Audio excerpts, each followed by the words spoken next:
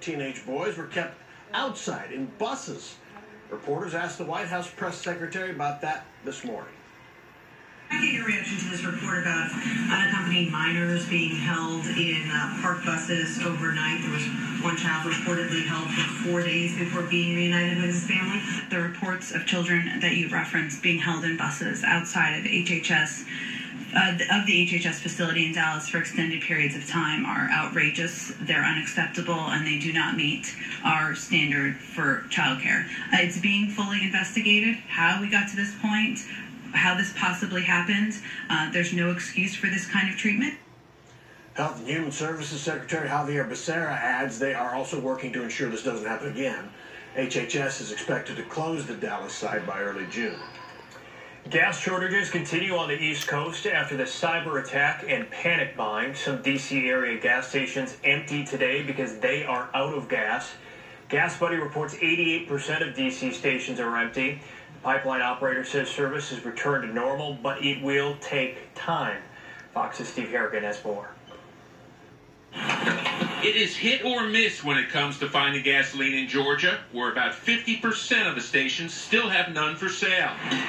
A tanker delivery of 9,000 gallons ends a 2-day search for one woman. I saw the gas tank and I pulled it right in.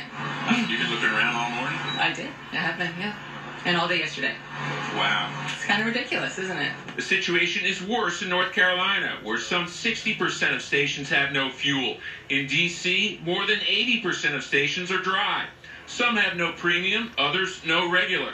The national average price for a gallon is $3.04, up 10 cents in a week. There are reports of price gouging as high as $10 a gallon.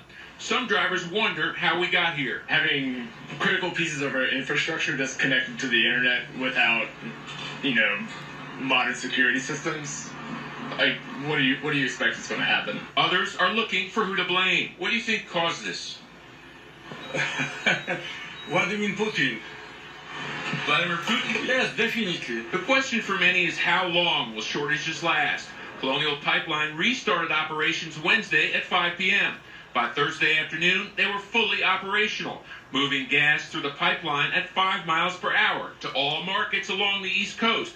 Transportation Secretary Pete Buttigieg says things should return to normal within days. We're going to see that progress and process toward normal continue through this weekend. But so far, all indications are that it's been going very well. Steve Harrigan, Fox 4 News. Hit the subscribe button. Hit the subscribe button. Hit the subscribe button.